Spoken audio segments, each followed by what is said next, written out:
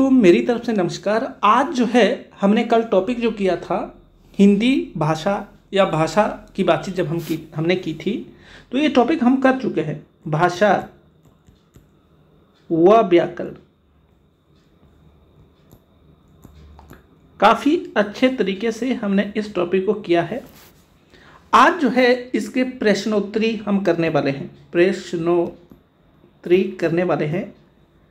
आप लोगों को बिल्कुल ध्यान से इन प्रश्नों के आंसर करने हैं और अगर आपको नहीं आते हैं तो ध्यान से सुनने हैं, क्योंकि ये सारी की सारी बातें जो है आपके पेपर के हिसाब से काफ़ी इम्पोर्टेंट है। तो आइए चलते हैं जो आज का पहला क्वेश्चन है उस क्वेश्चन की तरफ, और ये क्वेश्चन काफ़ी इम्पोर्टेंट है।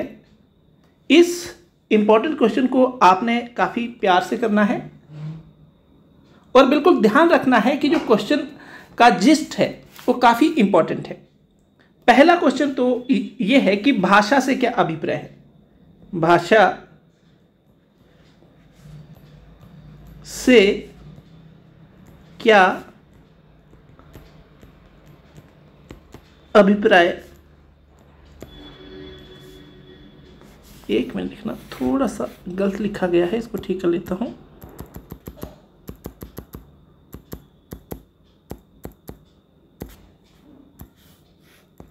अब चलिए, भाषा से क्या अभिप्राय है। क्वेश्चन काफी इंपॉर्टेंट है, मीन्स वन क्वेश्चन इसको कंसीडर कीजिएगा और इसका आंसर लिखिएगा। उत्तर में आप लोगों को लिखना है कि हमारे मन में जो भाव होते हैं प्लस जो विचार होते हैं उनको लोगों तक पहुंचाने का जो साधन होता है, साधन में जो टूल्स होता है,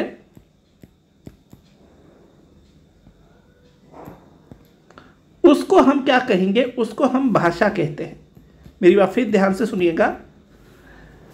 भाषा में क्या चीजें आएगी, भाव और विचार हमारे भाषा में आएंगे और उसको ए व्यक्ति से बी व्यक्ति तक पहुंचाने के लिए जो मीन्स, जो साधन, जो यातायात या जो लेकर जाता है वहां तक, ए से बी तक, उसको हम भाषा कहते हैं। तो ये बात आपको अच्छे से क्लियर हो गई कि हमारे जो भाव होते हैं, हमारे जो विचार होते हैं, भाव प्लस विचार जो है उनका आदान प्रदान ए पर्सन से बी पर्सन तक जो होता है, उसके लिए बीच में माध्यम कौन सा आता है या साधन कौन सा आता है, उसको हम भाषा कहते हैं। एक क्वेश्चन क्लियर हो गया। नेक्स्ट क्वेश्चन पे चलिए, काफ़ी इंपॉर्टेंट क्वेश्चन है, मैंने आपको पढ़ाया था, अच्छे से याद रखिएगा। भाषा की आवश्यकता क्यों होती है। देखिए दूसरा क्वेश्चन क्या है, भाषा की आवश्यकता क्यों होती है। आवश्यकता, अगर किसी को ये आवश्यकता लिखना नहीं आता है तो वो थोड़ा सा ध्यान दीजिएगा, इसको ध्यान से देखिएगा, क्योंकि ये एरर में आ सकता है। भाषा की आवश्यकता क्यों होती है।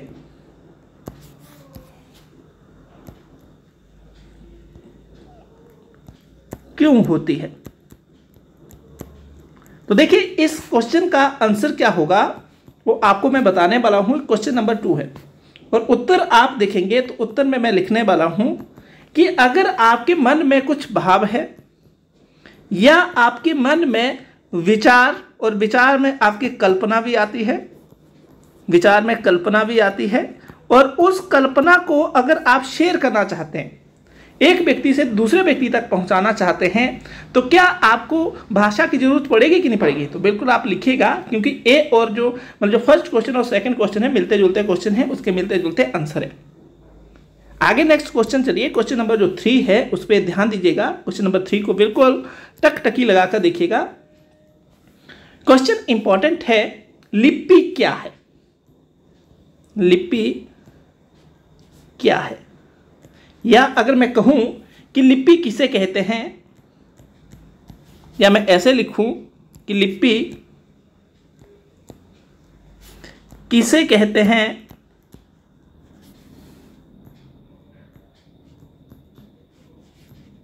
तो आपका आंसर क्या होगा? उत्तर मैं यहाँ पर लिखने वाला हूँ, थोड़ा सा ध्यान दीजिएगा।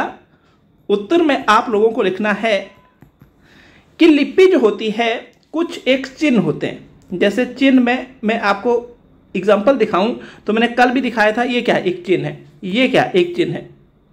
क्या है? ये चिन्ह है। ये अंग्रेजी में हम इसको लिखें तो ये क्या है? चिन्ह ही तो है। एक व्यक्ति को जिसको ये पता नहीं हो तो किसी इंस्ट्रूमेंट के लिए इसको यूज़ कर सकता है, या किचन में कुछ एक ऐसे इंस्ट्रूमेंट होते हैं तो बोलेगा ये संडासी है। तो चिन्ह और कुछ एक जो वर्ण होते हैं, वर्ण मीन्स ध्वनि, चिन्ह प्लस वर्ण को क्या कहते हैं? लिपि कहते हैं। मेरी बात फिर ध्यान से सुनिएगा कि ये लेखन कला में हेल्प करती है। लिपि की लेखन कला में क्या रहती है? काफ़ी इंपॉर्टेंस रहती है। लिपि क्या है? लिपि कुछ एक वर्ण और चिन्ह होते हैं और जिससे भाषा को लिखा जाता है। और अगर लिपि ना हो तो भाषा को लिखा नहीं जाएगा। मिला जुलाकर अगर मैं आपसे एक बात यहाँ पर आपको बताऊँ तो थोड़ा सा समझिएगा और इसको अच्छे से समझने का प्रयास कीजिएगा। लिपि को लेकर इस डायग्राम को समझिएगा और आप लिपि के बारे में कभी भी नहीं भूलने वाले हैं।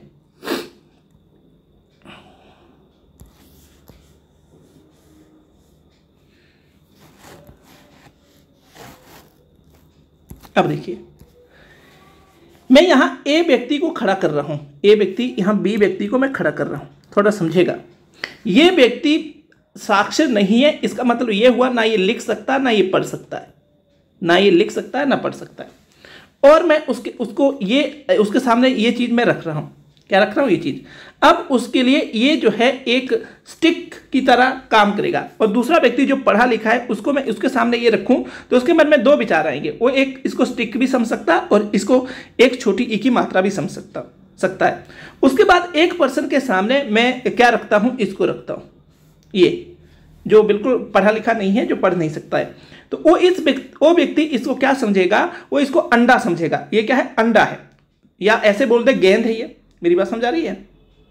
पर अगर बी पर्सन के सामने इसको रख दूं तो उसके मन में ढेर सारे विचार आएंगे। अगर उसके भाषा का नॉलेज है या लिपि का नॉलेज रखता है, वो बोल सकता है ये अंडा है, वो ये बोल सकता है ये वृत्त है, वो ये भी बोल सकता है ये क्या है? ओ है, और वो ये भी बोल सकता है जीरो है। पर जो ये साक्षर व्यक्ति नहीं है, मीन्स जो साक्षर व्यक्ति नहीं है, उसके लिए इसके मीनिंग क्या रहते हैं? जो चीज़ उसने देखी हुई है वही रहते हैं। तो इसका मतलब ये हुआ कि कुछ एक चिन्ह होते हैं और कुछ एक वर्ण होते हैं। और ये चिन्ह और जो वर्ण है, ये वर्ण क्या होते हैं? इसी को लिपि कहा जाता है। और ये एक लेखन की कला है। लिखने में ये हेल्प करती है। लेखन कला इसको कहा जा सकता है। तो मिला जुलाकर आपकी जो बातचीत है वो अच्छे से क्लियर हो गई। आई थिंक आप अच्छे से समझ गए, और समझ गए तो नेक्स्ट क्वेश्चन पे चलिए। और नेक्स्ट क्वेश्चन इससे भी ज़्यादा इंपॉर्टेंट है, काफ़ी इंपॉर्टेंट है। चलिए ध्यान से देखिए, क्वेश्चन है, क्वेश्चन नंबर 4 है। क्वेश्चन नंबर 4 है, लिखा है व्याकरण के महत्व पर टिप्पणी कीजिए। व्याकरण, जिन बच्चों को व्याकरण लिखना नहीं आता है वो ध्यान से देखिएगा। व्याकरण के महत्व, मेरी बात ध्यान से सुनिएगा। यहां पर भी जिन बच्चों को, फिर मैं बोलना चाहूंगा, नहीं लिखना आता है, ये डबल त है। ये जो बीच में लगा होता है आधा त है, डबल बार ये त लिखा है। महत्व पर प्रकाश डालो। क्या करो? प्रकाश डालो। तो डाल दो बेटा। तो उत्तर में आप क्या लिखेंगे? उत्तर में आप लोग लिखेंगे, पहले तो प्रकाश डालो। इसका मतलब यह है कि इसका पहले तो आपको महत्व देखना है कि महत्व क्यों जरूरी होता है, व्याकरण हमारे लिए क्यों जरूरी है। मैंने आपको भाषा बताया, देखो भाषा बताया। अगर मान लो आप भाषा जानते हैं, आप लिपि भी जानते हैं, पर उसका उचित तरीके से प्रयोग करना नहीं जानते, उचित तरीके से प्रयोग नहीं करना जानते हैं। आपको ये पता है ये लिपि है, आपको ये पता है ये लिपि है, और आपको ये दोनों जब पता चल जाते हैं तो इसको कैसे यूज करना है या इसका सही तरीका क्या है यूज करने का, ये कौन बताता है? ये व्याकरण बताता है। मीन्स लिपि या भाषा को किस तरीके से यूज करना है, किस तरीके से उसका प्रयोग करना है, शुद्धतम रूप कौन सा होगा, करेक्ट जो वर्ड होगा, करेक्ट जो वाक्य होगा वो कौन सा होगा, वो किससे पता चलता है। तो हमें यहां से एक चीज क्लियर हो रही है, जो व्याकरण है, व्याकरण से एक बात तो आप क्लियर हो गई है। कौन सी बात? कि लिपि और भाषा या वर्ण का सही प्रयोग, या जिसके लिए एक वर्ड रहता है, शुद्धतम जो रूप होता है भाषा, वर्ण और लिपि का, उसको क्या कहते हैं? व्याकरण कहा जाता है। तो क्या हुआ? शुद्धतम। जो शुद्धतम रूप होगा किसका? भाषा का, लिपि का, व्याकरण का, उसको क्या कहेंगे हम? उसको क्या कहेंगे? उसको हम व्याकरण कहेंगे। तो आई थिंक आप यहां से अच्छे से समझ गए हैं कि कुछ एक नियम है, उन नियमों को अगर हम पालन करते हैं तो वही तो व्याकरण है। मैं आपको पढ़ा रहा हूं यहां से, अगर मैं पढ़ाते पढ़ाते नियम फॉलो ना करूं या जो मैं बोल रहा हूं वो ना लिखूं तो ऊट पटांग लगेगा। या यहां पर क्या करूं मैं कि ये वर्ड लिखा, इसके ऊपर दूसरा वर्ड लिख दूं, ये करके, ऐसे करके, कुछ ऐसे करके, ऐसे करके, तो आप कुछ भी नहीं समझ पाएंगे। तो इसका मतलब ये हुआ कि मैं व्याकरण या जो नियम है उसका यूज नहीं कर रहा हूं। तो व्याकरण क्या है? हिंदी भाषा में कुछ एक नियम है और उन नियमों का पालन करना होता है, कुछ नियम।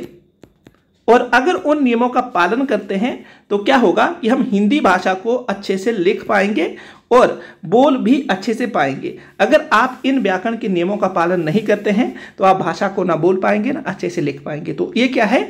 ये बोलने और लिखने के नियम है और इसी से हमें क्या पता चलता है? भाषा के शुद्धतम या शुद्ध रूप का ज्ञान होता है। शुद्ध रूप का क्या होता है? ज्ञान होता है। आई थिंक आपसे बड़ा विद्वान कोई नहीं, आप अच्छे से समझ गए हैं कि व्याकरण क्या होता है। चलिए, काफ़ी इंपॉर्टेंट है, जो आपको मैंने कल भी आपसे बातचीत की थी, तो उस वक्त भी इस बात को मैंने कंट्राडिक्टरी स्टेटमेंट में बताया था कि इतिहासकारों के बारे में, इतिहासकारों को इसके बारे में कई मतलब जो आशंकाएं हैं वो देखने को मिलती है। तो आज हम इन आशंकाओं के ऊपर फिर चर्चा करने वाले हैं और क्वेश्चन काफ़ी इंपॉर्टेंट है, ध्यान से सुनिएगा। भाषा का कौन सा रूप पहले आया? भाषा का, क्वेश्चन नंबर 5 है, भाषा का कौन सा रूप पहले आया? कौन सा रूप पहले आया?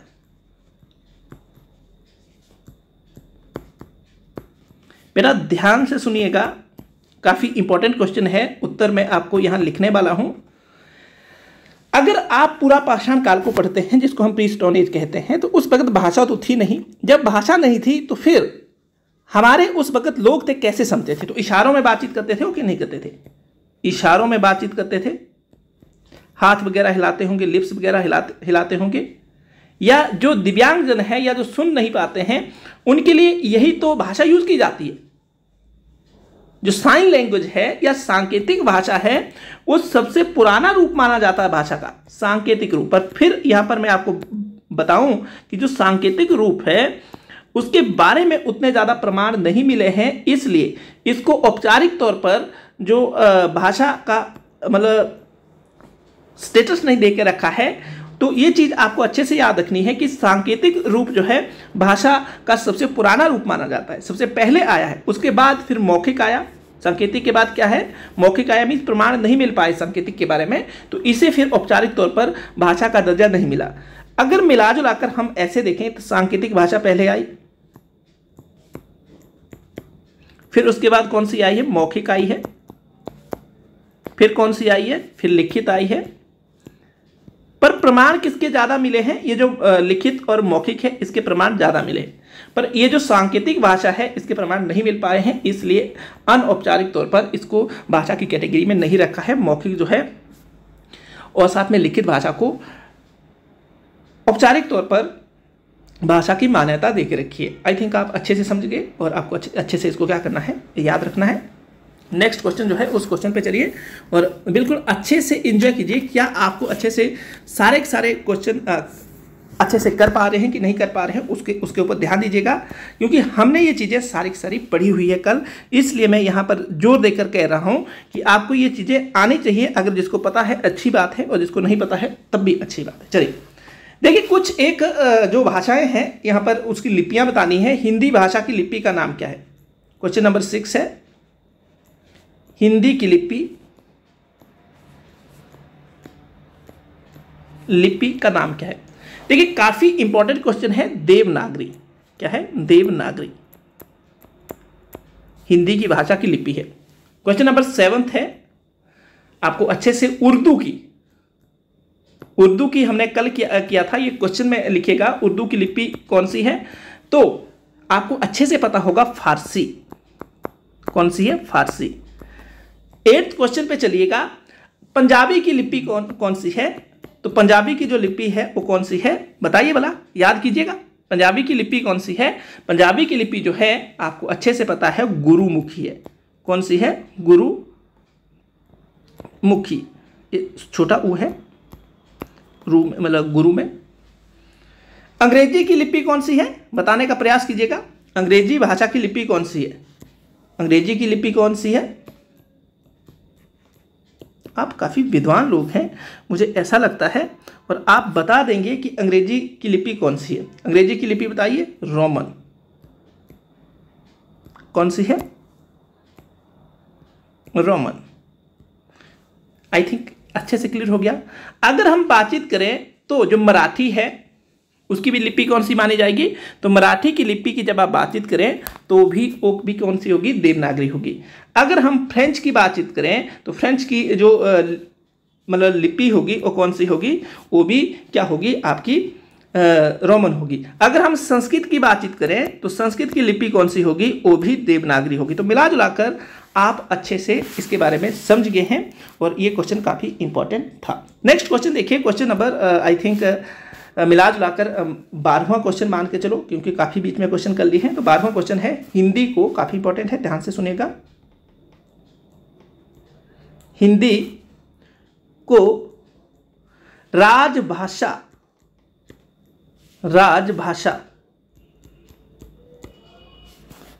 कब घोषित किया?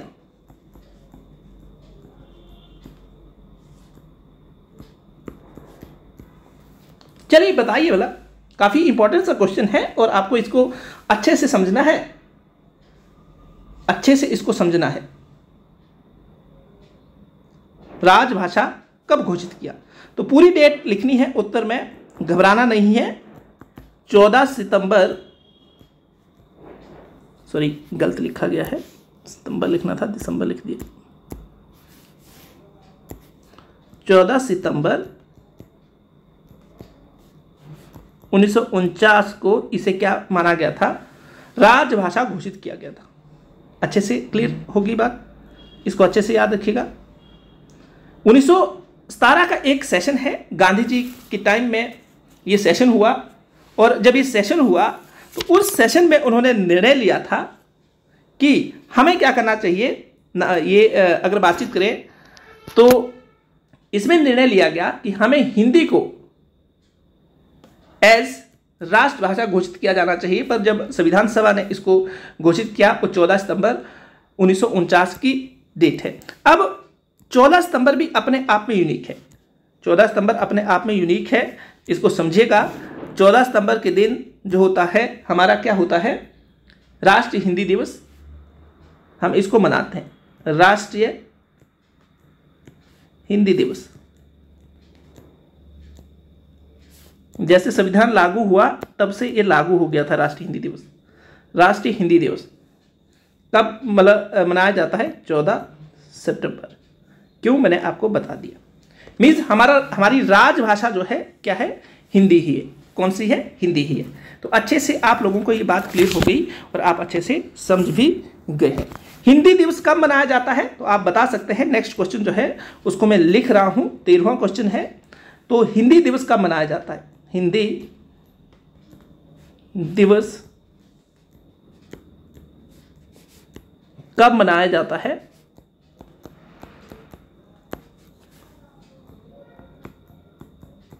चलिए बताइए भला, कब मनाया जाता है? 14 सितंबर को। 14 सितंबर। एक लास्ट क्वेश्चन है आज का, क्वेश्चन नंबर 14वां। अच्छे से याद रखिएगा। विश्व हिंदी दिवस कब मनाया जाता है? विश्व हिंदी दिवस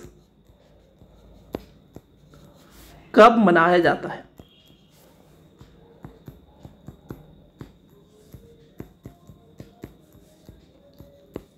चलिए बताइए भला उत्तर में क्या आएगा। तो इसका जो आंसर होगा 10 जनवरी। 10 जनवरी को जो हिंदी विश्व दिवस है वो मनाया जाता है। कहानी 1974 की है। नागपुर में एक सेशन हुआ, उस सेशन में हिंदी मतलब ये विश्व हिंदी सम्मेलन था और नागपुर में हो रहा है। पूरी डेट है 10 जैन 1974 विश्व हिंदी दिवस हो रहा है। और विश्व हिंदी दिवस में क्या किया जा रहा है कि हिंदी को विश्व स्तर की भाषा बनाना है। विश्व स्तर की भाषा बनाना है, इसके ऊपर जोर दिया। विश्व स्तर की भाषा किसको बनाना है? हिंदी को, उस पर बल दिया। इस वजह से विश्व हिंदी दिवस को मनाने की क्या आई? एक अवधारणा आई। एक तो ये मत है। दूसरा मत ये है कि 10 जनवरी, मेरी बात ध्यान से सुनिएगा, एक मत ये है। दूसरा मत ये है कि 10 जनवरी 1949 को यूएनओ के जो अंग है उसमें से एक अंग महासभा है। 5 अंगों में से एक महासभा है। तो महासभा में हिंदी में पहली बार बोला गया था।